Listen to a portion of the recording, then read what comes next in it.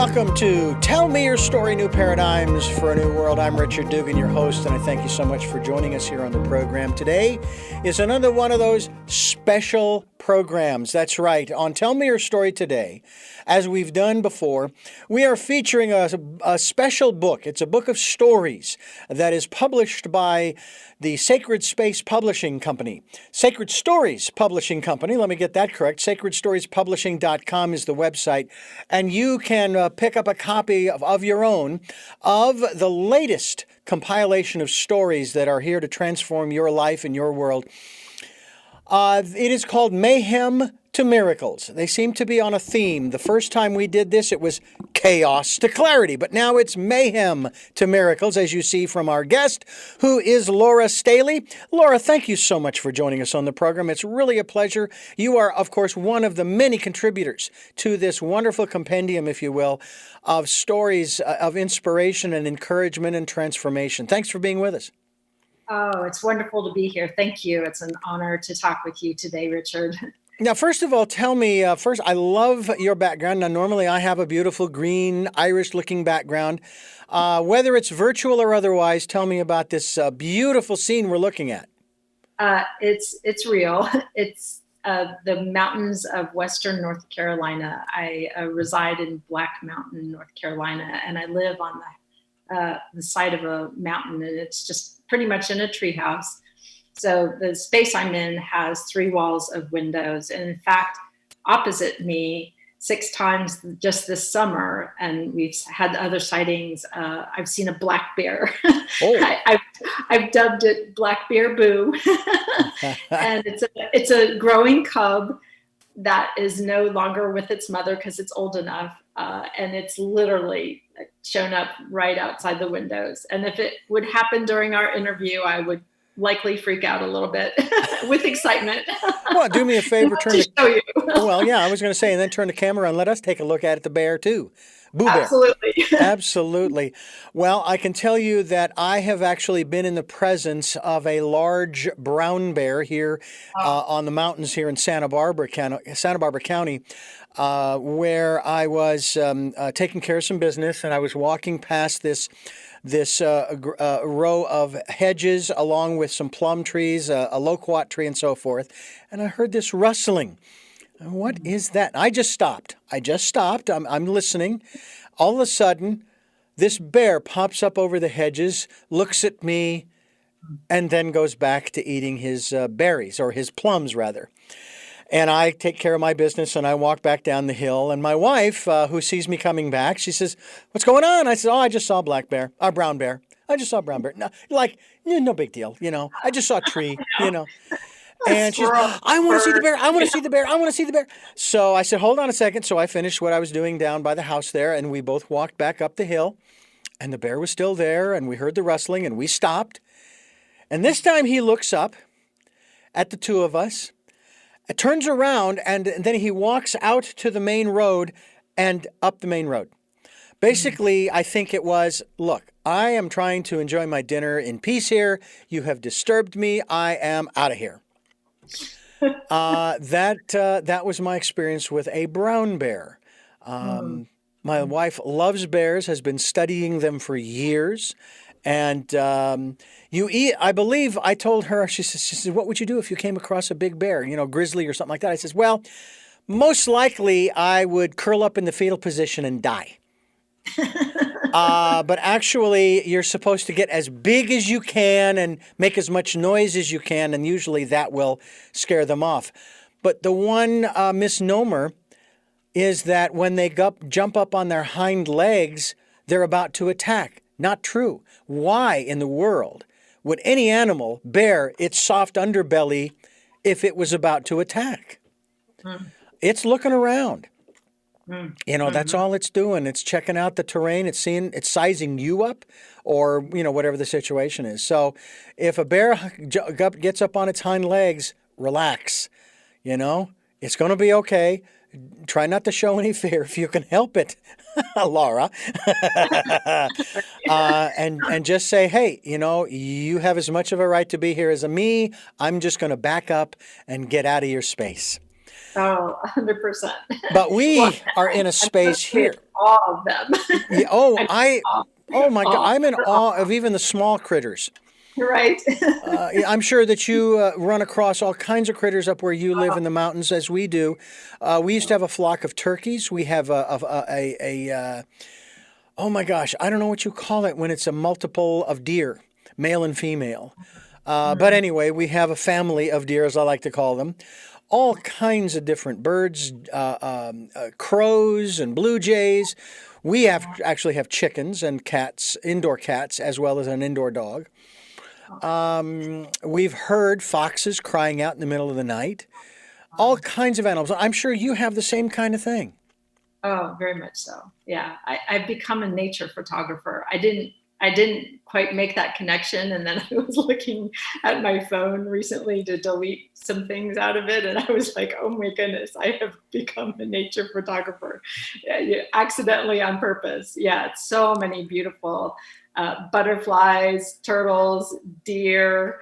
Of course, the black bear. Oh my gosh, it's a joy. The great blue heron, the ducks at the lake. So there's a lake that I run around in the morning and do my laps and see all kinds of the waterfowl and birds, lots of birds. Yeah, it's fabulous. I absolutely love it. Nature is my soul's home in many ways. Of course, being with you is a great place to be too. Well, thank you very much.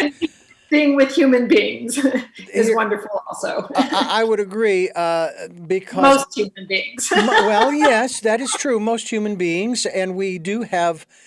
I know this sounds kind of strange, but we do have the free will to decide who we're going to surround ourselves with, which to me is rather important in our conversation as well, because you.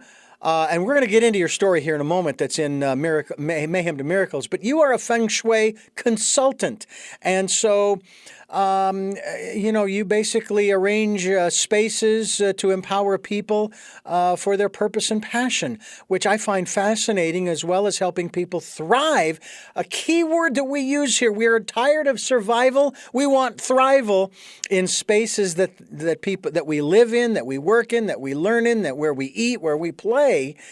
And I have to wonder, have you ever gone out into nature to observe where things are placed, if you will? I know that sounds a little strange, but if Feng Shui is sort of a natural kind of thing, then wouldn't you say that nature is doing just that, its own, if you will, version of Feng Shui? Oh, 100%. In fact, this ancient wisdom was birthed out of an understanding of our connectedness, our interconnectivity with nature. So the ancient masters, maybe there were some women involved too, maybe not, I don't know. But they went out into nature and they looked for where human beings were thriving. And they noticed that the people that were living at the top of the mountain, not so good, right? Because the winds would come and kind of destroy their place of living. People living at the bottom of the mountain, that's where flooding happened. So not so good, but right in the middle of the mountain was a perfect spot.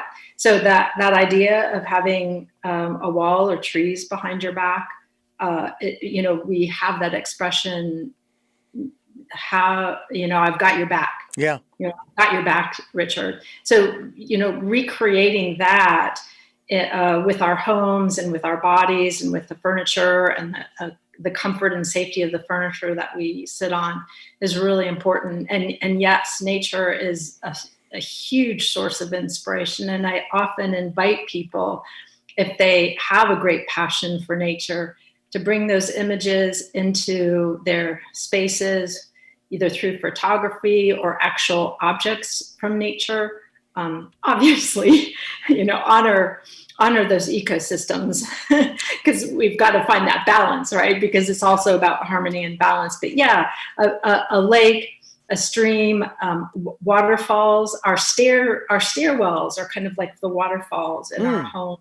And so balancing that with energy that goes, that energy is coming down. So kind of counterbalancing with energy that lifts up, and having images that lift up to balance that energy. Yeah, I could do a deep dive conversation about the interconnectivity and the source of, nature being a source of inspiration for how we arrange our homes and thrive as human beings in our physical spaces, as well as in our human bodies and our physical health.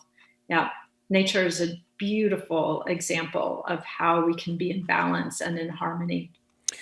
Now, where you live is, as you've already mentioned, is up in the mountains, and you said North Carolina or South?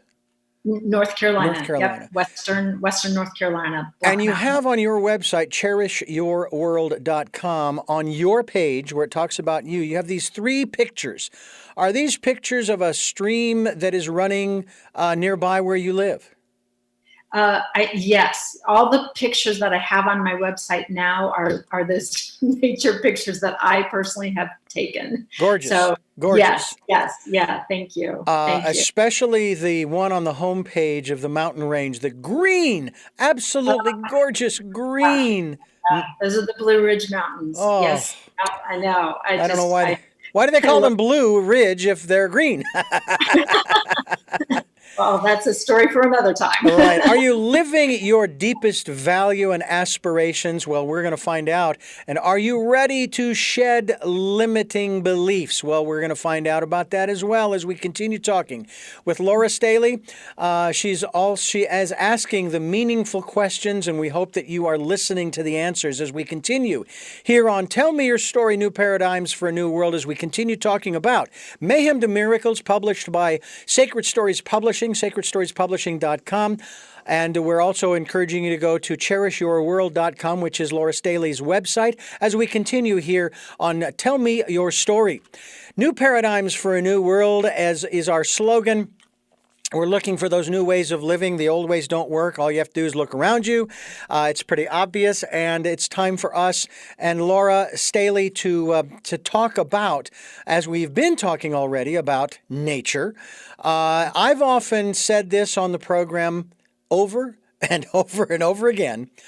Nature is our best teacher. Please respond.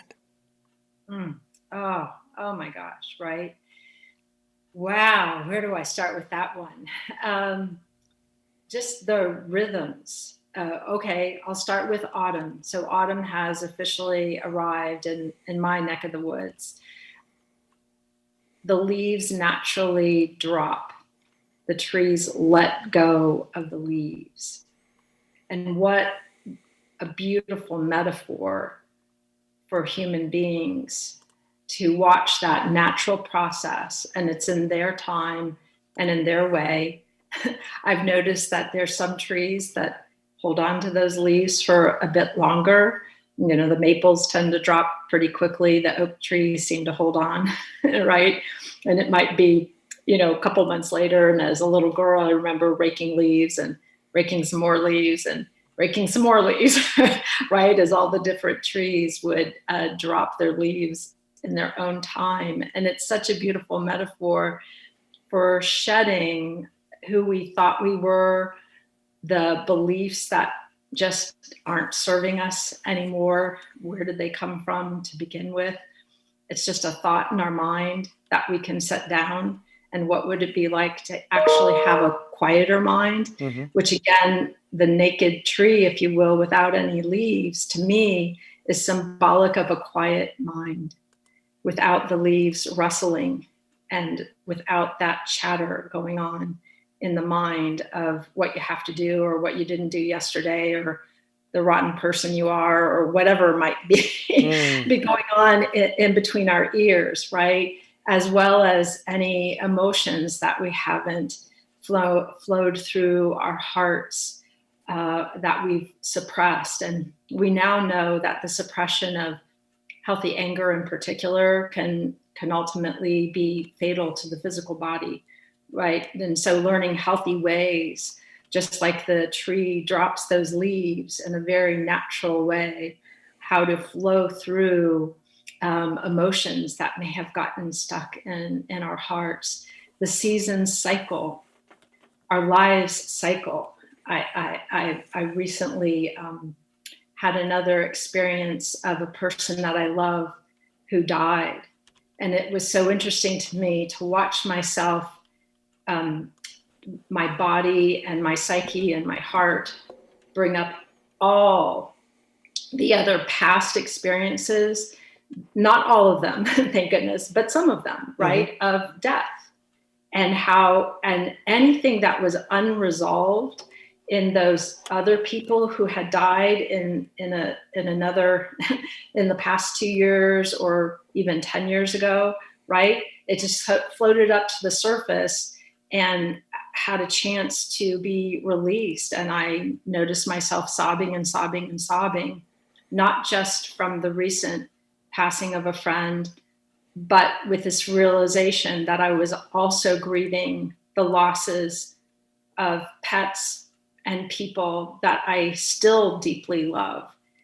And I call it being in the grief love place. So again, that great metaphor, right, of the tree, of the cycles, right? We just cycle through things. And what I noticed, Richard, thank goodness, in the safety and the stability of my life now, even as I lost another friend who we were great friends when we were mothers of our young children. It was a friendship that was a season, right? You know, people come into our lives for a reason, season, or a lifetime. She was just one of those friends for that season of our lives when we both had young children, and then we lost touch with one another.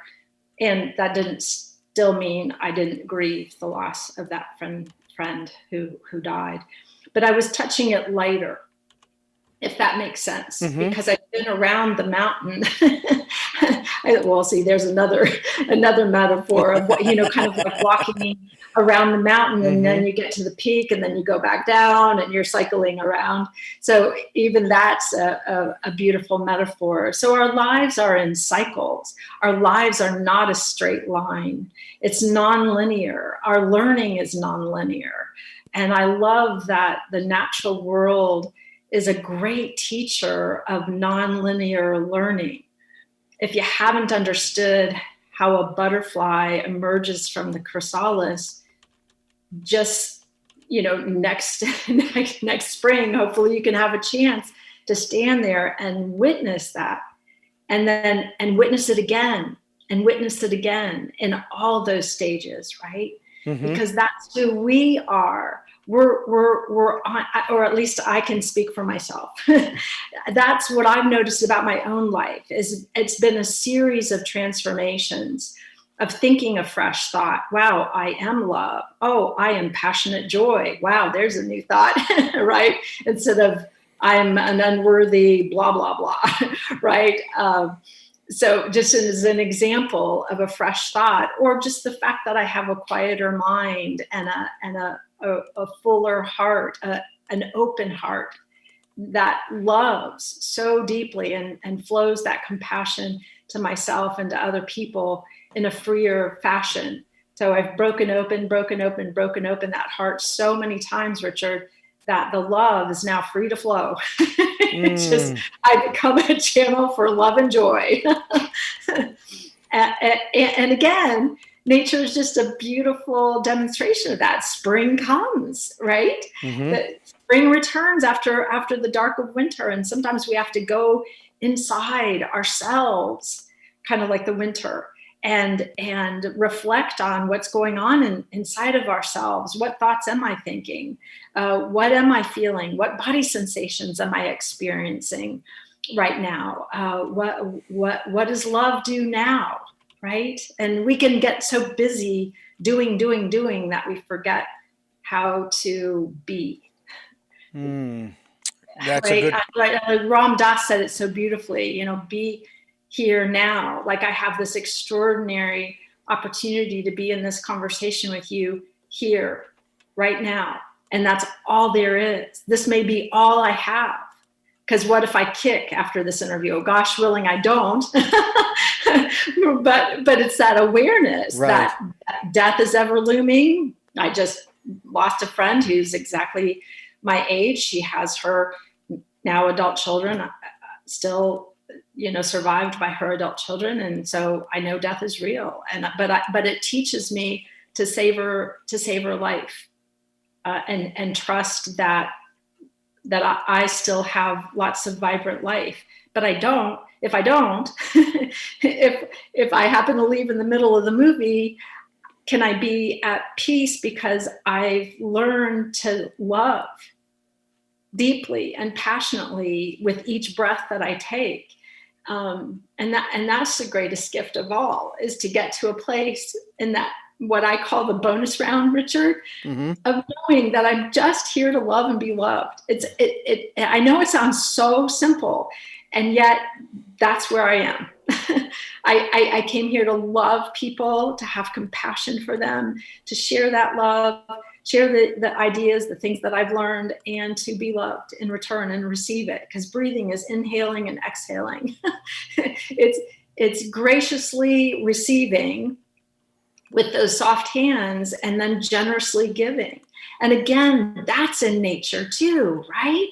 Nature is constantly cycling. It's giving. It's the trees are giving their shade right now, and then they're receiving. We're receiving the sunlight and taking it in, and then in the springtime, through that photosynthesis, they're sending food, into the tree. I mean, oh my God, get me going on nature, and we'll be talking science. Well, and biology. Well, yeah. And one of the things that I do my utmost to do is stay away from the science when I talk to people about the issues that are facing us on this planet. And the reason I do that is because I say, you know what, I don't care about the science. And forgive me for my frankness, screw the science. Shouldn't we just clean up our home?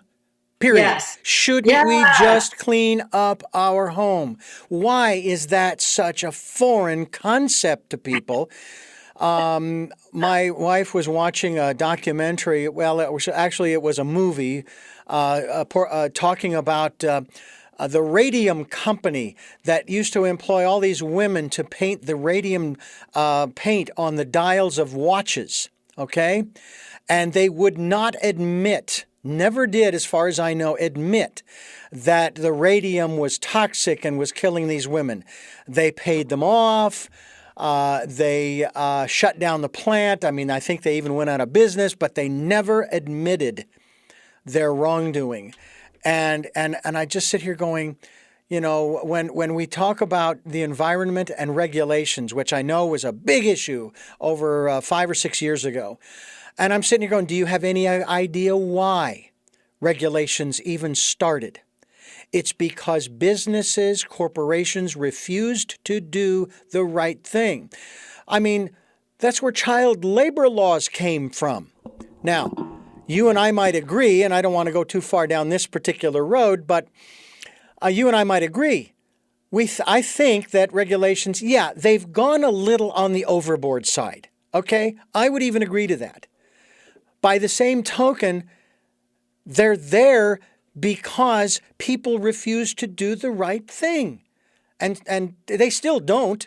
I mean, we still have corporations that put people's lives at risk, whether it's in this country or in foreign countries. We hear about some of these stories of some of these plants, and they have these toxic chemicals they use, and then they have this explosion, and not only the people that work there, but the surrounding communities, and them blah, blah, blah, blah, blah.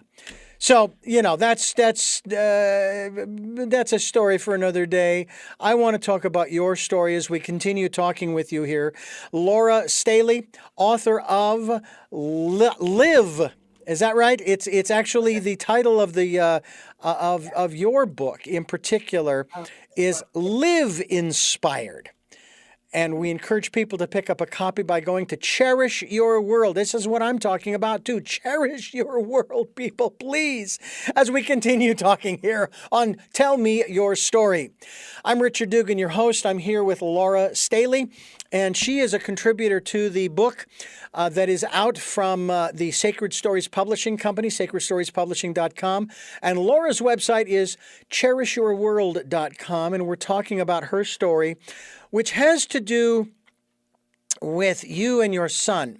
Now, my mother would say to me, whenever I would visit her and we were saying our goodbyes, we would hold each other close in an embrace, and she would say something that I remember the first time she said it sounded a little strange to me.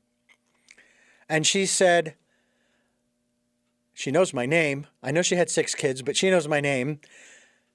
I love you, son. And it took me a while to really take that in, or as they say in The Stranger in a Strange Land, to grok it. And I love hearing that now. I love you, son. And I wonder about your relationship. Obviously, it was impactful with your son because you wrote this beautiful story about it. Tell us a little bit about your connection with your son and your story. Wow. And thank you for sharing that. Oh gosh, I love you, son. I could just start the story that way. I have a deep and profound connection to my son to this day. I knew both my children, so I have a daughter and a son, although today it's focused on this story.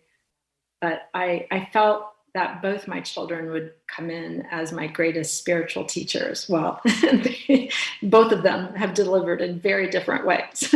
And my son in particular came in as such an incredible, wise soul, very sensitive, tuned in with the emotional intelligence of that many adults are struggling to attain. And he had it at 4 years old, honestly, was able to describe certain individuals in my life in 4 sentences. And it had taken me 50 years to kind of like figure out who that individual was.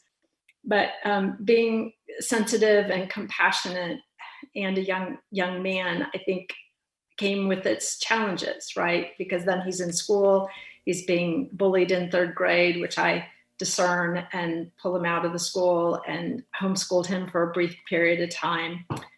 He also noticed how adults would be very kind to other adults, but could be very mean to children. And he would tell me, and I pretty much go, yep, here he goes again, spot on, right? Because I had my own experiences, right, of noticing these kind of dynamics. And it included, unfortunately, noticing the struggles that were happening between his dad and I, even when he was 9 years old.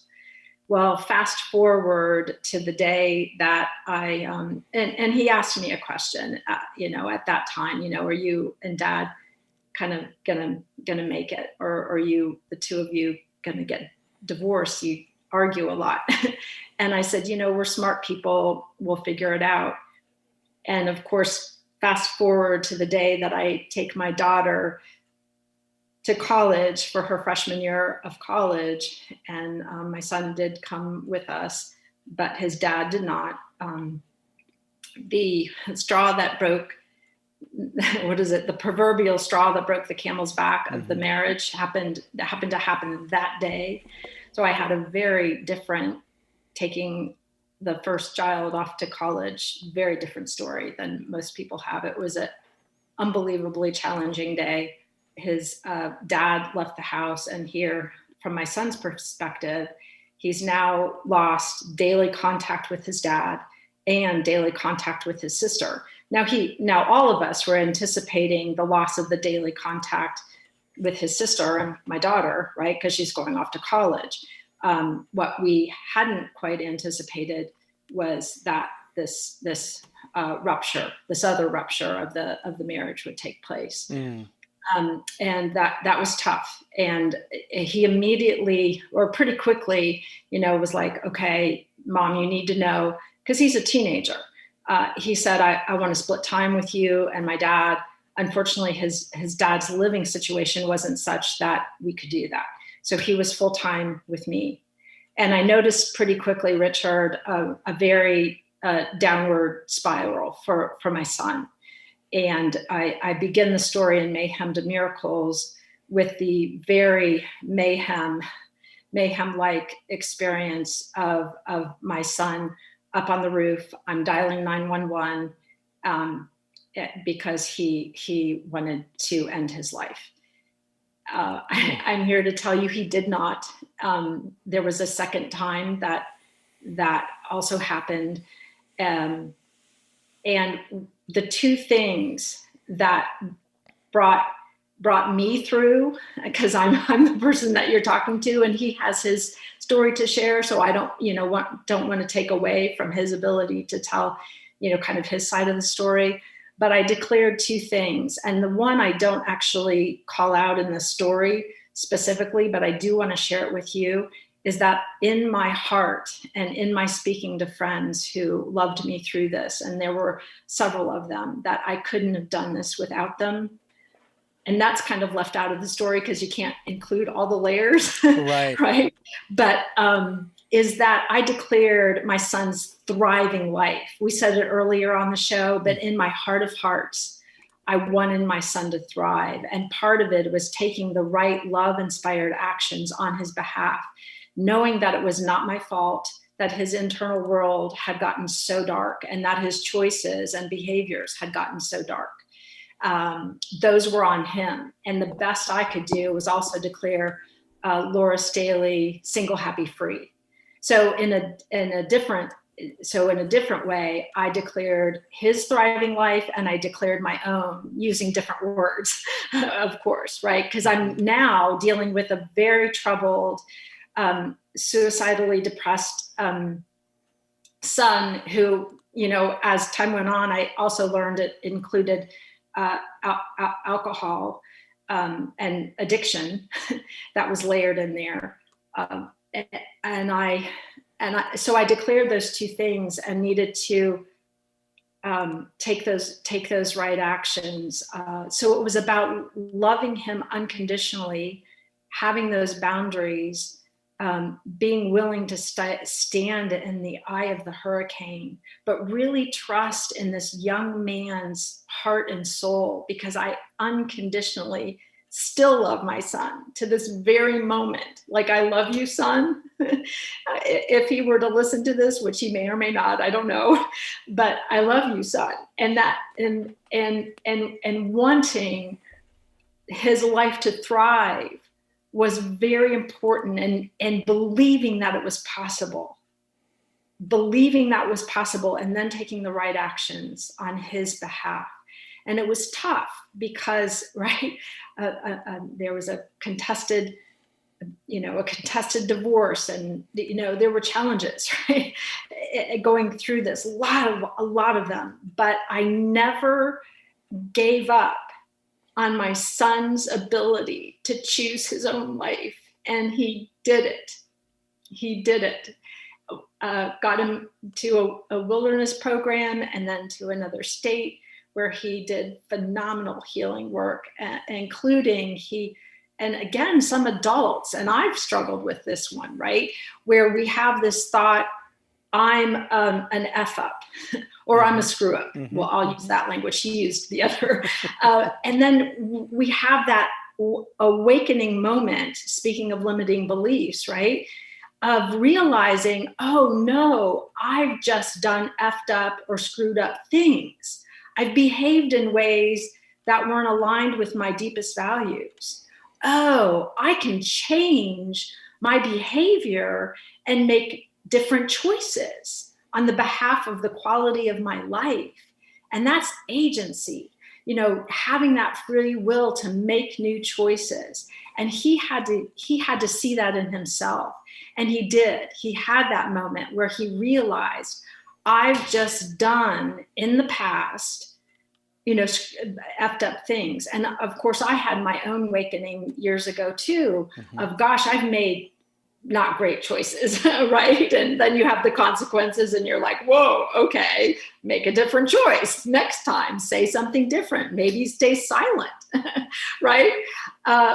So it was an amazing, as I look back, the miracle of the moment that my son really genuinely chose his life in sobriety, as it turns out, right, was just an amazing moment, because I had made that choice in my mind and in my preferences. I had to hold soft hands, because in a way it was in God's hands and it was in my son's hands. He had to do that in deep internal work inside himself, just like I was doing for me, to be Laura Staley, single, happy, free, right? Free from the marriage, free from my limiting beliefs about who I had been and how I had behaved and blah, blah, blah, blah, blah, right? And he was doing the same. So in a way, we were living these phenomenal parallel realities. And yet being the mother, I was able to make choices, together with his dad, once he realized just the imploded state of our son, make those good choices on behalf of our son, because he was young enough. We were so lucky. And I remember when we learned the statistic that only there's 95% at the age he was for recidivism, and only this 5% who stay clear and sober for an entire year. My son hit that 5%. And I'm just, and whether that was my belief in him and sending him those letters saying, these are all the memories I have of the little kid you were, and how you stood up for yourself, and how you kind of called out the art teacher and said, you scare kids, you scream at them and throw away their artwork. And of course, the art teacher gets defensive and is just like, well, I don't have a problem with your compliant son. I've been teaching this way for 30 years. And yet here's my son, brave enough to tell the art teacher as a kindergartner, Richard, that I'm scared to be in your classroom. And the art teacher couldn't hear him. He just was like, this is how I've been doing it. I don't know why you're in here. I have no problem with your compliant son, because of course my son was compliant, but he was also terrified to walk in that classroom every single day. Wow. And the art teacher just, the disconnect, right? His inability to take responsibility for the culture, the environment he was creating by throwing away the artwork of the children who weren't cleaning up when it was time to clean up, because that's what he had done for 30 years, or I presume, right? And talk about unwilling to wake up to a new way of running your classroom. And here was my kindergartner son willing to sit with his mom and dad and this art teacher and bravely put voice to his fears, even when it was met with defensiveness and, kind of get out of my office. I don't even know why y'all are here. Right. And so I knew that good heart and that good soul was in my son, even as he struggled through suicidal depression and addiction and alcoholism. And then and has chosen sobriety, has chosen his life. And importantly, I saw that it wasn't my fault. A lot of parents think it's their fault. They've done something. And yes, did the arguing with his dad contribute to the stress of my son's life and my daughter? 100%. And that's a part of why I knew I needed to end the marriage. There were a lot of reasons, and that's not part of this story. That's a story for another time, maybe not. Sure. Because they get to love their dad and have a beautiful relationship with their dad. So, wow, where was I going with that? It wasn't my fault. That was a deep shift in my own thinking, right, was, wow, no, I'm taking responsibility for my internal world and the choices I'm making for my life, my independent life, independent of this marriage and my singlehood, and on behalf of my son, trusting that he would be able to do that internal work just because of the wise, beautiful soul that he is. And I had to turn it over. Ultimately it was in God's hands, or the universe hands, or divine beloved, or in love's hands, whatever language you want to put. And it was in his hands ultimately to choose to live and be sober. And I'm happy to say he's in love, and his life is flourishing in so many ways. And he's still this incredibly wise, good-hearted young man who has a community around him, supporting him. He's supporting them. And I, am clearly living and flourishing in my life. And I too have fallen in love once again. And not like this is a pretty bow, right? I mean, there's like miracles come with smear and like things that you still have to dust off. I mean, just the other morning, for instance, in that, when we were talking about grief earlier, I grieved the fact that I missed all those experiences that lots of moms have. And it seemed so selfish to have this grief, 7 years ago when this was all going down, right? Because it was his life. His life was in the balance, right? But I finally grieved that, oh my gosh, I didn't get to go with my son to get a tuxedo, to go to the prom and get the corsage for the girl that he took to the prom, or blah, blah, blah, blah, like all those ideas that we can get attached to in our minds of how we think a child's end of their junior year and senior year is going to go. And I had to set it all down, but I actually grieved it, much like, I don't know if you've seen Little Women, but there's a character, Jo, who has this long hair, and she cuts her hair and sells the hair, right? And she's it's this selfless act, clearly, right? To help get her father pay for him to come home to the family after serving in the war. And she's crying later on that night. And my grief was kind of like that, because the sister comes over and she's like, are you crying, for father? And she's like, no, it's my hair, right? And I felt like I was grieving in the same way, like, oh, poor, not poor me, but kind of just grieving the fact that, oh, I didn't get to watch his cross-country races his senior year, and blah, blah, blah, blah, blah, all those little senior year experiences, or to help him in any way that I could with, if he wanted to go to college, or maybe he didn't want to go to college, but whatever he wanted to create after high school. I wasn't part of that process, Richard. I just wasn't. He had community, and he had other adults and other peers with him to support him landing that first job with a 401k. I did get to be at his graduation, though. And I have to say that his sister and I cheered very loudly when they announced his name. So I'm just super proud of his choices. And I'm grateful that I was strong enough and grounded enough to make really good choices on behalf of my son. And I don't regret one moment. And it was hard. It was really, really hard. It was really hard. Yeah. Laura Staley is my guest here on Tell Me Your Story, New Paradigms for a New World. We're talking about her story as well as the story of her son. This is part of the mix here, and we're going to continue doing that right here on Tell Me Your Story, New Paradigms for a New World, as we talk to Laura Staley. One of the things that is so beautiful about these stories in this book, Mayhem to Miracles, is that there is obviously that perspective that it's chaos to clarity, mayhem to miracles, crappy to happy.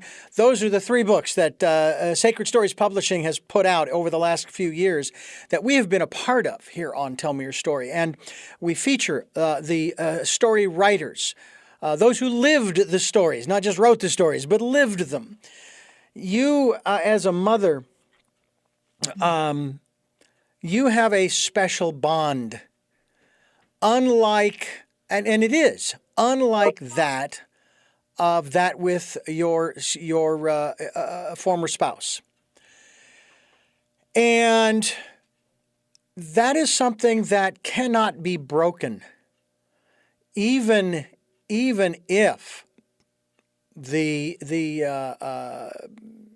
child leaves this world. That connection is still there. And you are very fortunate in that respect that you have not, he has not left this world. He's still here and thriving, as you say, using that word. What do you say to other parents and even other mothers who are struggling? Because in recording an audiobook years ago for a woman, it was dealing with this whole subject of addiction. And what do you do? And when does tough love kick in? It's like, okay, I love you and I've had enough. And you're on your own. If you're not willing to get help, I can't sacrifice myself. But you're a mother. I mean, I look at, we were talking earlier about bears. Mama bear is going to protect her bear cubs to her death. Okay? Mm-hmm. So, how do you balance that? I mean, where does that come in? Because I know from all my own personal experience, there comes a point where I've had to say, I can't do this. I have no children. Okay, so this has nothing to do with children. I've had to say, I can't do this anymore. I can't live like this anymore. I don't like where I am, and I like myself, and I like my life, and I want to thrive, but I can't do it with you this way. Right. Not with what's happening. Yeah. Oh, absolutely. So just know that there were clear moments where in my household, because then he did start to split time between he and his dad, where I had consequences. I took his cell phone if he went out of communication. And I was fierce about there's no drugs or alcohol in this house. And ultimately I had that moment of saying, here are the consequences. And he didn't want to, I said, I'm going to call, because he was truant. And I said, I'm going to call the school and then the police, because you're not in school right now. And you're actually breaking the law. And so I said, you can either go back to school, or I'll call the school and I'll call the police. And I was willing to take those actions. And it was in that space that he decided, I'm out of here, can't deal with these consequences. And it was tough. I mean, it was an example, a demonstration of my clear, some would call it a boundary or a tough love, an example of tough love. But I knew that was essential for me. Now, did I worry and be concerned about my son from the moment he stormed out of my house with a few of his belongings, saying, I'll never come back here again? Yes, I was concerned about his life from that moment forward. Because like you said, I'm a mama bear. I'm a mom. But I also had to soften those hands and turn it over and allow it to play out exactly how it was to play out. And then when I could make another choice, because then he's taken, there's the epic party at his dad's house, and he's taken to the hospital. His dad's out of town. I'm once again able to step in because he was a teen. He wasn't of age. He wasn't an adult. I could take action and say, yes, take him to the hospital again, and then make a plan and meet with the people that could support me, finding those resources to support his, getting him in a context that could support him. So it's kind of knowing when to let go and when to hold on. And that doesn't mean it isn't hard as heck. But I couldn't live with the behaviors and the breaking of my rules in my house for one more day. And the truth is, I don't ever want to experience those behaviors around me ever again. And of course, he's come to me and made beautiful amends. And there's been a great deal of healing in the relationship. But for parents who are struggling, absolutely do what I would offer is do your own work, meaning do that work to create a healthy life for you, because then you're modeling it, and then turn it over. And when you can make a good choice on behalf of your child, on their behalf, to get them in a context, to get them the resources, go for it. But it is such a tough thing. And I know people who have lost their children, and my heart, I've only put my big toe and taken it right out of that pool, because you can imagine I had thoughts that took me right down that cheese hole of what if my son doesn't make it this time. So I know some of that pain, and I do not know the pain of a parent who has lost a child. I don't. Mm-hmm. I can't even get my brain or heart around it. Just kind of like a whisper. Like I said, a toe in the pool, and then I pulled it out. Right? So I can't. I did, honestly. I can't. And yeah.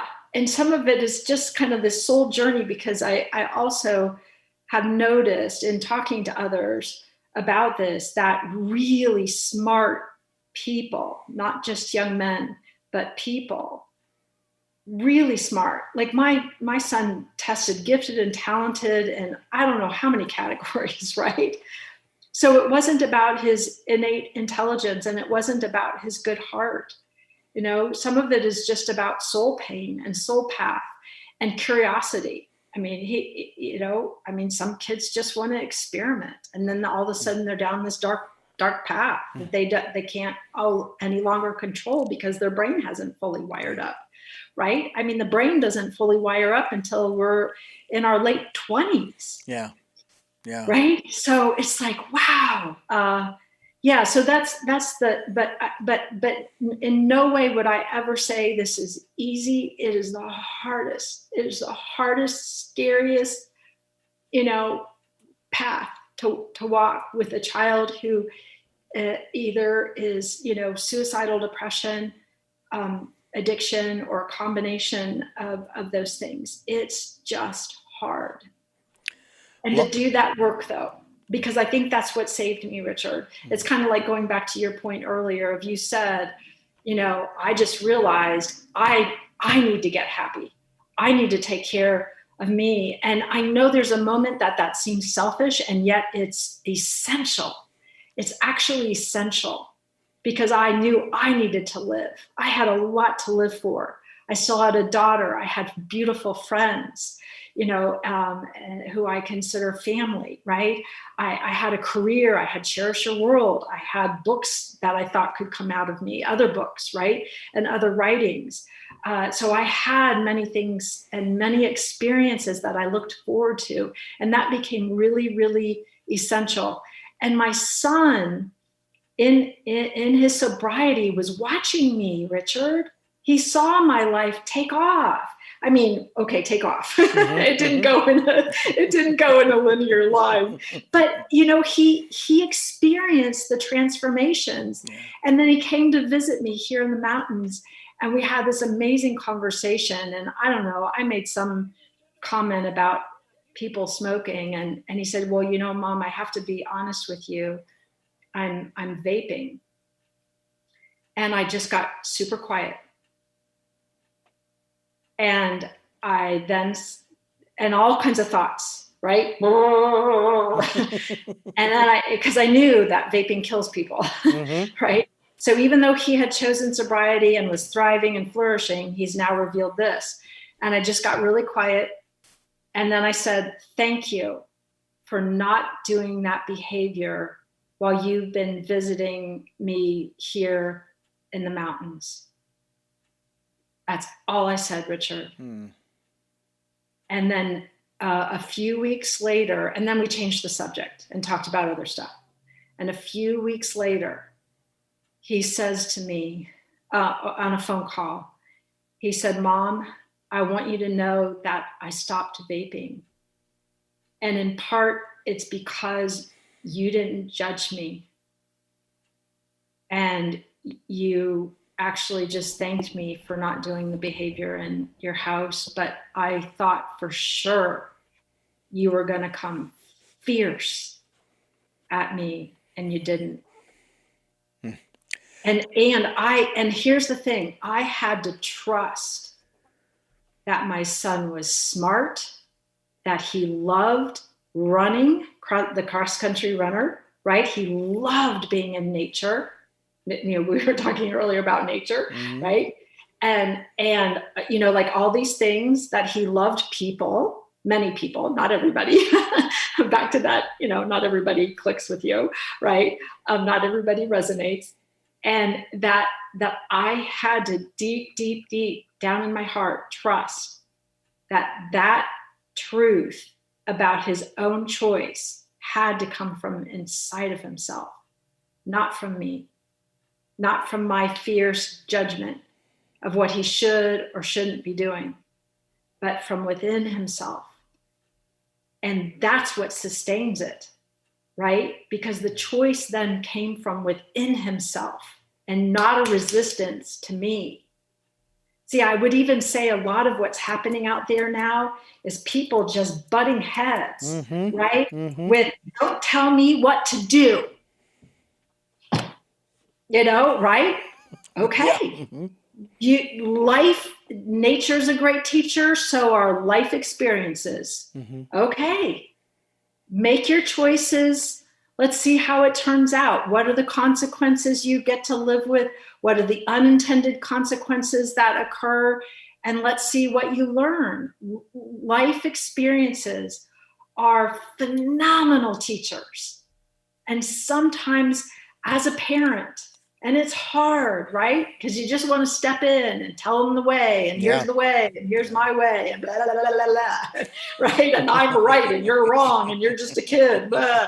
You know, it's like sometimes children have to be in the struggle to figure it out themselves. And he's an adult now. So he definitely, you know, he was an adult when he told me he was vaping. And I'm like, dude, okay. You know, like inside, I was like, he's an adult, Laura. You have no say in this. None, you know, and I'm just I'm so grateful. I'm grateful he made a choice for his health and for his life again. Right. But it came from inside of him. It didn't come outside of me being mean and judgmental and fierce mama bear. It came from, I think you're smart enough to figure this out. And if you're not, then you'll deal with the consequences, and it's going to be hard as heck, potentially, right? Because I would grieve his loss every second of my life if I lost my son. Every second of every day, I would love him. Laura Staley's my guest here on Tell Me Your Story. We are talking about not only her son, but the story that she wrote about her son and her. It's not the title of the story. It's My Son and Me. And we hope that you'll get a copy of Mayhem to Miracles, published by Sacred Stories Publishing, sacredstoriespublishing.com. CherishYourWorld.com. That is Laura's website as we continue here on Tell Me Your Story. We are bringing you choices and knowledge of those choices to help make your dreams come true here on Tell Me Your Story. We're here with Laura Staley, and we are talking about the work that she does. I want to ask you one other question in regards to your story, your relationship with your son. And this question sort of comes off almost like, so when did you stop beating your wife? But I'm going to ask it anyway that way. When did you stop blaming yourself for maybe, what did I do wrong in raising my son, ... Because I have to believe that has to have been in there, even if it was just for a short time. Yeah. Oh, it's a great question. Wow.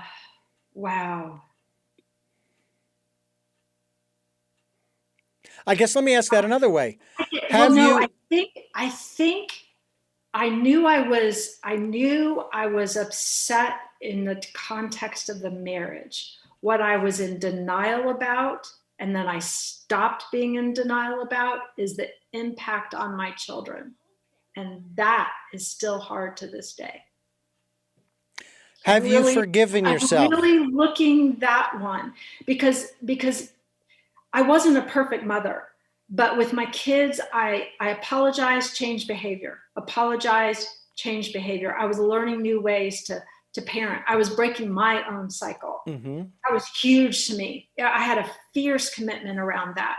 And I know my kids, and I have the relationship we do because I was so vulnerable and perfectly imperfect with them, and willing to apologize and shift my behavior, but also willing to have conversation about what's working, what's not working. Mm-hmm. And to the extent that I could create that with my kids, I was unable to do that in the marriage.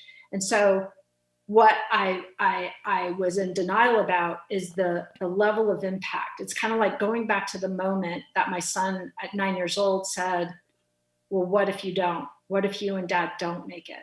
And it breaks my heart to this moment, right? Because more than anything, I wanted to give my kids the gift of a foundation of two healthy parents who got along, but we didn't. And that's just a fact of life. So somewhere in that process, and honestly, I can't pinpoint the moment where I realized, okay, yes, you're arguing with now ex-spouse was really toxic for your kids, and you have to live with that and forgive yourself every day for that. And I can't say that I'm 100% there, right? Like I've 100% forgiven myself. Okay. I get to live with, loving myself and forgiving myself and interacting with people now, because that's all I have is now, in a very different way, and catching myself and being silent instead of So I'm much more non-judgmental. It's kind of like the vaping thing or whatever is going out on the culture. Like I'm more compassionate with myself and other people. And a lot of times, Richard, I just stay silent.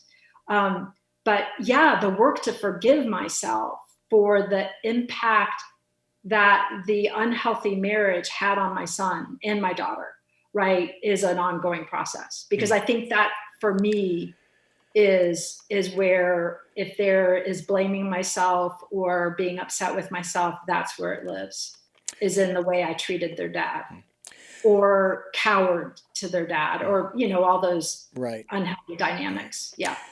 My Son and Me is the story. It is in Mayhem to Miracles. It is published by Sacred Stories Publishing, and we're talking with the author of that story as well as Live Inspired. We'll talk about that in a moment as we continue here on Tell Me Your Story. I'm Richard Dugan, your host, and Laura Staley is my guest, and we're talking from a position of cherishing your world. CherishYourWorld.com is Laura Staley's website.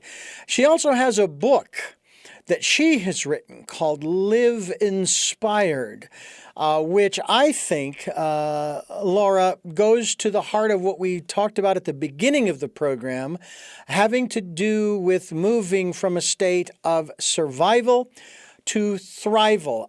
Personally, in spite of the fact that I'm still doing it, I haven't manifested yet the wherewithal to stop surviving and start thriving. Yet there is a lot of my life, like right now, where I'm thriving. I mean, as you probably can tell, I love doing this. I love these conversations. And I want everybody to thrive. We even had a guest on who has a movie out called, I think it's like the Thrival or Thrive Movement, the movement of thriving or something of this nature. Foster Gamble, I believe is his name. I need to get a hold of that man again and have him back on the program. But you've written a book called Live Inspired. And I remember when I was working at the Christian radio station back in the 80s, early 90s, someone said to me in regards to God and the devil, if you are looking for the devil, you're going to find him under every rock, behind every tree. But if you're looking for God, you're going to find him under every rock and in every rock and around every tree and in every tree. And I would venture the same thing is true for inspiration. If you're looking, you will find it. What you're looking for, you talk about the law of attraction, is what you find. Oh, it's absolutely so true. And Live Inspired is many stories of my awakening and my self-discoveries and my realizations of who I was and why I'm here, and the wisdoms, right, that came along, and those wishes for other people. So I end each story with wishes for the reader. May you thrive, right? Or may you experience love and joy in living your life, and may you take those next actions from love. But I much like you, it makes me think of the Albert Einstein quote, he said, there's two ways to live, and one is as though nothing is a miracle, and the other is as if everything is a miracle. And I choose to see inspiration just about everywhere, including this conversation with you. Honestly, your deep listening, the rich questions, the open-ended questions, but you've asked them in a way that has allowed me to access threads of the story that could be meaningful to another person, because I'm not just writing in a journal, inspiration is everywhere. And when we discover our deepest values and live our lives from those deepest commitments, whether it's to thrive or to contribute or to be of service to other human beings or to nature, the natural world. Maybe you want to be a naturalist and, get out there and, photograph great blue herons, right? For the rest of your days, and learn everything you possibly can about the great blue heron and what metaphors are there for how to be human, even though it's a bird, right? Yeah. How we can, so whatever it is, but to look through the lens. And I think that's what self-discovery can be. It can be painful on the one hand, because it's like you got to look at the whole of yourself and those parts that you might be hiding. It's kind of like your question about, well, yeah, you were probably blaming yourself. Well, yeah, I kind of was, right? And it's kind of like being able to look honestly at those ugly behaviors that I've done in the past and own them and say, well, I can change those behaviors, and those behaviors aren't who I am. I'm love. I'm of God. I'm of the universe. I'm compassion. I'm courage. I'm a lot of things. I'm passionate joy. And then if I'm behaving out of that deep commitment, then life becomes just kind of magical in a way, because then you're responding from love, with love, because of love. And I often ask myself the question, what would love do now? So if I am love and I'm committed to being loving and compassionate, how will I respond to whatever comes into my life? The death of a friend, right? I have a friend right now, today, struggling in the hospital for her life. well, what does love do now?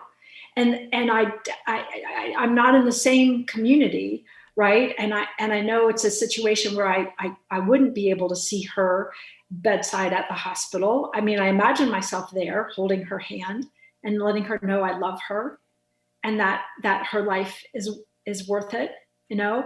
And yet I have to turn it over. But what would love do? Well, love is sending her text messages and letting her know I love her, I care, and I'm doing it every single day, Richard.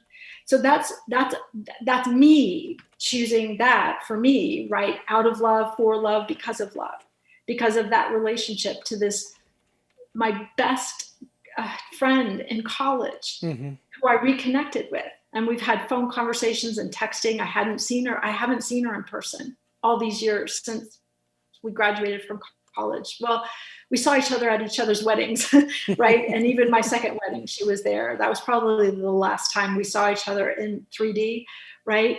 But what does love do? So to be able to access and have that awareness from a deeper level of all the parts of ourselves and all these different expressions, right? But that deeper soulful commitment. And sometimes you have to get quiet. Which I know it doesn't seem like a practice that I would do because I've been so talkative with you, but know that silence is a great practice to begin to become aware of all the different, whether it's imposter syndrome you've got going on, or maybe a way that you've mistreated another human being, and that you can make amends and just behave very differently. Because the best apology, Richard, is change behavior. It's not sorry, and then whack, or doing the behavior again. That's not learning. Mm-hmm. Learning looks like, wow, I get to respond in a very different way. And maybe it looks like keeping my mouth shut when my son tells me he's vaping. Mm. And then thanking him, right? As an example of change behavior, because I didn't always do that with my son. I didn't. I had opinions about tats. I had judgments about all kinds of things. Going to school, getting straight A's. I was very attached to, his proving his smartness. He didn't have attachment to that. He didn't need to demonstrate to the world that I'm smart. I had that. I wanted him to be Phi Beta Kappa. Mm. Right? And I'm like, oh, well, I already got that. So maybe my son doesn't need to prove to the world that he's intelligent. Yeah. And I know that there's a struggle there, too, to try to determine what in the world is. How do you measure intelligence, especially in your children? I mean, I have 2 older sisters, 2 younger sisters, and a younger brother. And the girls all went to university. I think all of them went to Arizona State University. Okay, back in the 80s, 70s and 80s. My brother went to DeVry and then went on to work for Disney. I can't believe this, he's younger than I am and he's already retired. But so be it. I have no intention of. The only retiring I plan to do, Laura, is putting new tires on my truck. Okay, that's it. I love doing this so much.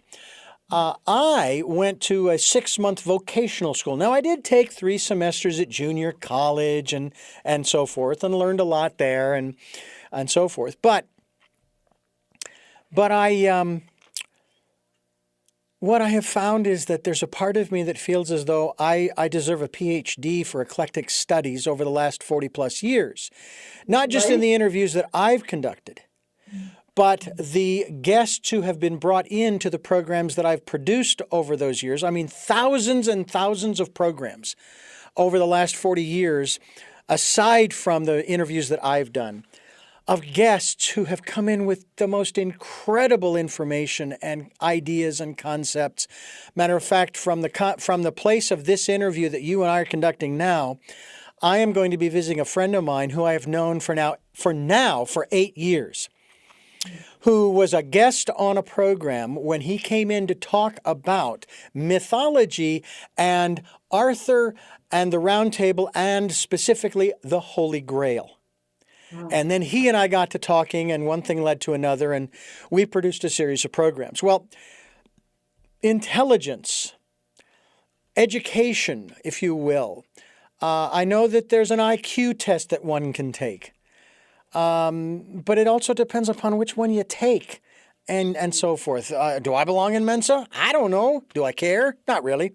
Not unless there's money involved. Then I'll do it. No, I'm kidding. right. But it's see, to me, your son has a level of intelligence at this time in his life, as he has been growing up to this point, that he has been exercising and using.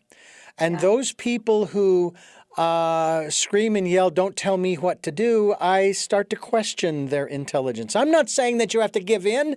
No, I'm not saying that you have that you don't have a legitimate grievance over people telling you what to do. No, no, no, no, no, no, no, no. I'm just saying, do you think maybe you might want to take a different perspective here? Okay? You had to take a different perspective, especially in the context of tough love. And let's talk about that as we continue here on Tell Me Your Story, New Paradigms for a New World. I'm Richard Dugan, and I'm here with Laura Staley. CherishYourWorld.com is her website, and I hope that you'll go there. We will be linked to it as well. This is Tell Me Your Story, and we're talking about Live Inspired, but we're also talking about CherishYourWorld.com, Laura Staley's website. She's also in the book Mayhem to Miracles, published by Sacred Stories Publishing. So let's get into that area that I just brought up. Talk to us a little bit about that. About tough love. Tough love, yeah. Yeah. Well, I mean, there's tender, nurturing love. And then there's what you're actually committed to. So in the place of knowing what you're really committed to, you have to be willing to take a courageous stand.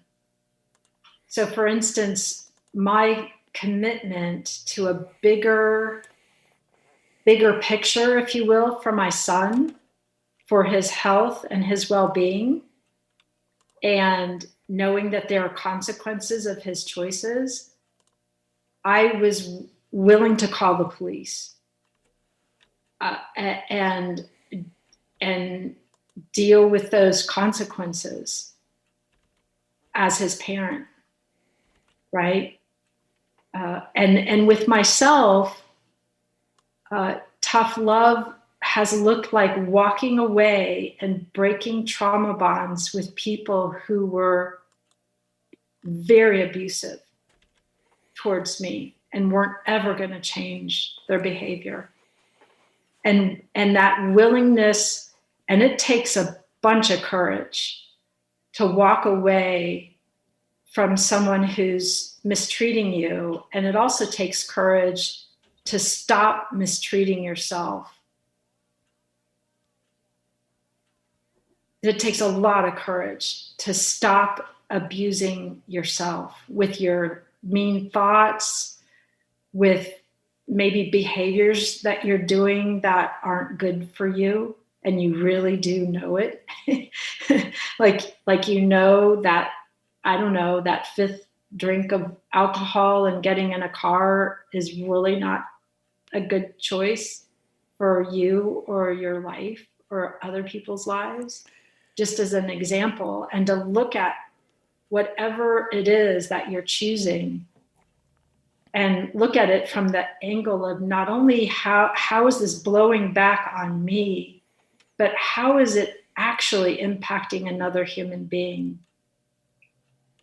And so kind of like tough, tender love for ourselves can look like courageously setting those boundaries with other people, even when, society and culture says, don't you dare walk away from your family of origin. They gave you life. You should be grateful for the life that your parents gave you. You should honor your mother and father by taking care of them and, being kind to them. Well, yes, if they're not abusing you.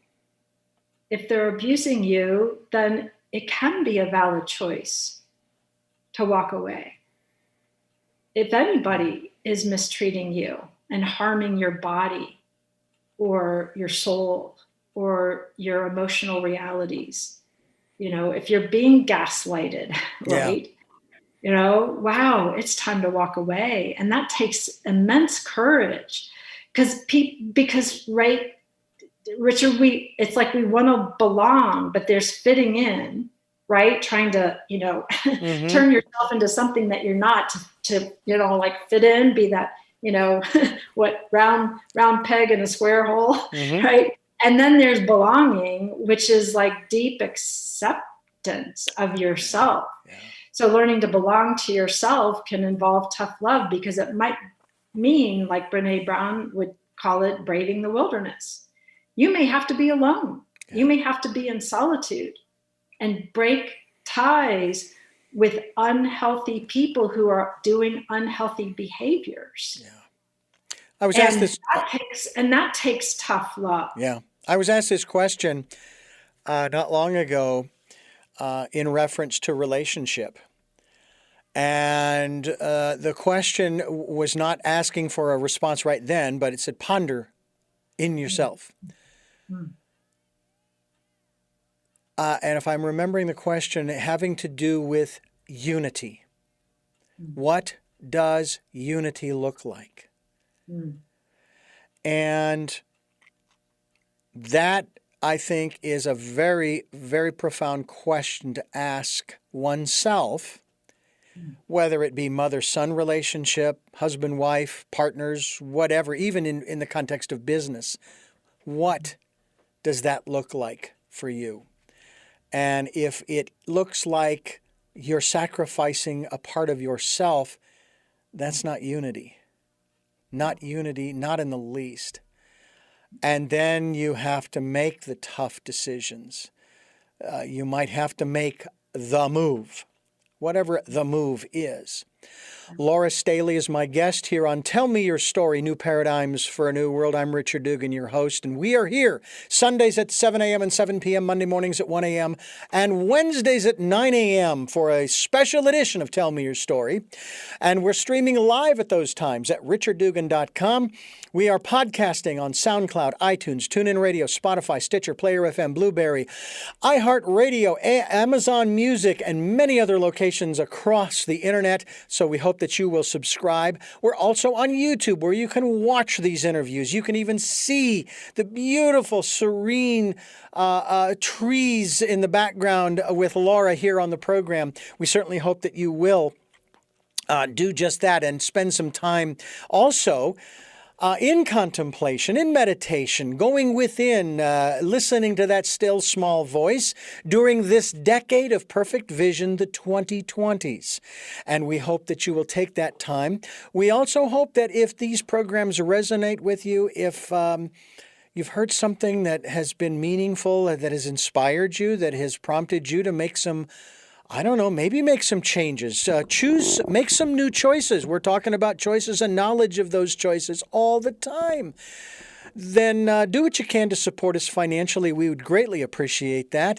We have a PayPal account. It's for your security as well as ours. And when you go to send, it's going to ask for an email address to send it to. Well, richard@richarddugan.com is that email address. richard@richarddugan.com. And I thank those who have helped and those who will help. Thank you. Thank you. Thank you so much for being a part of this world. We hope it is, and we believe it is a world-changing program. We call this Tell Me Your Story, New Paradigms for a New World. Laura Staley is my guest. She has a website. It is entitled Cherish Your World, and I would ask you to do just that. Don't throw that candy wrapper on the ground. Don't spill over that giant 55-gallon drum of oil on the ground. Don't dump your oil change on the ground. Come on now. There are better places to dispose of those kinds of things.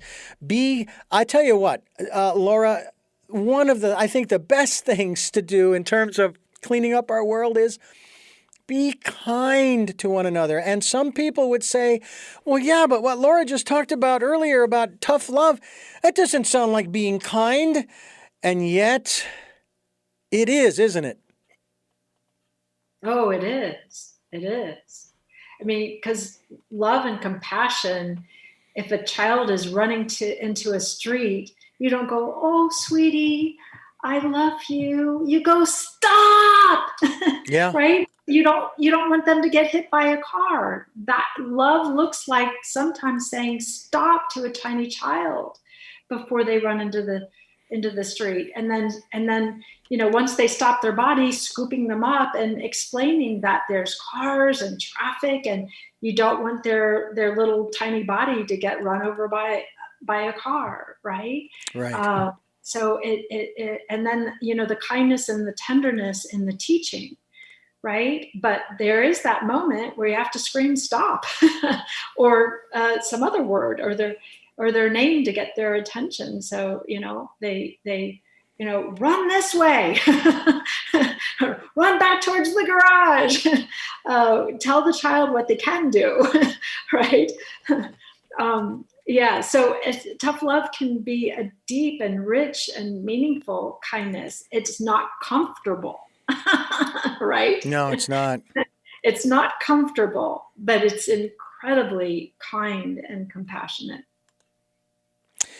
Well, I have to say that what we have been talking about here on this program has been quite profound, if you will, quite informative and inspiring. And of course, Live Inspired is the title of your book, available at cherishyourworld.com.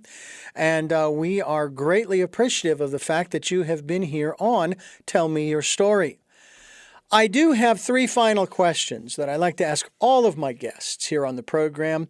And before I do that, as I like to do at the end of all of my programs, I want to let you, the listener and viewer, know how much I appreciate the fact that you are listening to and watching Tell Me Your Story here on Sundays at 7 a.m. and 7 p.m.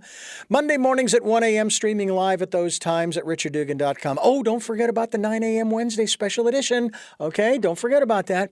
But we're also on SoundCloud, iTunes, TuneIn Radio, Spotify, Stitcher, Player FM, Blueberry, and many other locations, too numerous to mention. We hope that you will subscribe to them, as well as go to YouTube. That's right, we're on YouTube where you can watch these interviews. We will also be linked to our guest's website. In this case, it's cherishyourworld.com, so that you can find out more about Laura as well as her story, and maybe pick up a copy of Live Inspired, as well as a copy of Mayhem to Miracles. And it is published by SacredStoriesPublishing.com. Sacred Stories Publishing is the company, if you will. We've been involved with them for a number of years, especially with their first of this series of books called Chaos to Clarity. With those interviews are up on our website as well. And they're also on the podcast. So please avail yourselves of those and these programs from Mayhem to Miracles. We also ask, if you can, to support us financially. PayPal accounts there for your security as well as ours. Just put in my email address when you go to send, richard@richarddugan.com, and we would be greatly appreciative of that. And participate in the decade of 2020. The 2020s, the decade of perfect vision, going within, listening to that still small voice.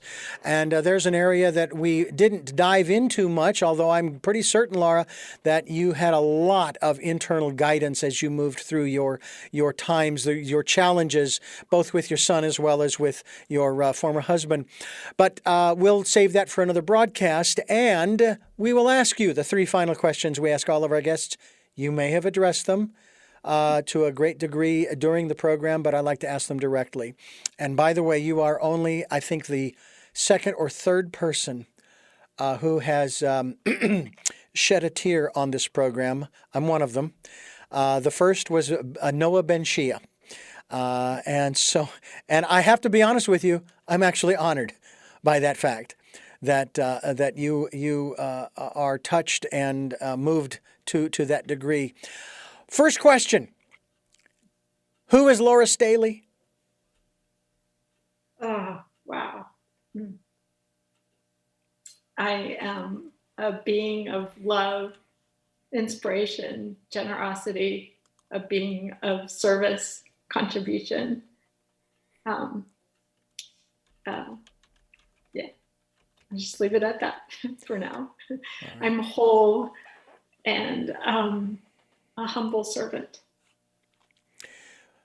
What is it that you hope to or want to achieve through the work that you're doing now? Oh, that many people would come alive to what it is that they're here for in their relationship to their physical spaces and their hearts, and in their shedding those limiting beliefs, so they come alive in love and joy. And I guess that I that every breath that I get to take, inhale and exhale, is with that mindfulness of the precious gift of love and life, and what it actually means to be alive and to have fallen in love with the joy of living life, even when it's kicking your butt. Even then, because it's done that a lot with me. I hear you. but that you can come through, right? Yeah. That you can use it to it's like the pressure on the that creates the diamond, or the grit inside the oyster that makes the pearl become a pearl. You use the grit and the grist of life to become a beautiful being. That's my wish for other people. And finally, what is your life's purpose? Wow. To bring, I think it's to be a divine conduit for the transformation of the quality of people's lives through my vulnerable and brave sharing of my own stories, and being an example of somebody who's come through and keeps coming through in love and service. It's about being of love and service to humanity and to the natural world. Yeah. Well, Laura Staley, thank you again. And I thank your son for his contribution to your story, to your life, and to our program here on Tell Me Your Story. And I really do appreciate the fact that you are open and willing to share that story with us here on the program. Thank you. Thank you so much. And I thank him too. I love you, son.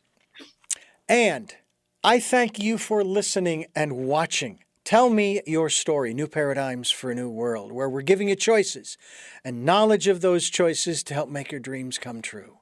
Until our next broadcast, podcast, videocast, love to love.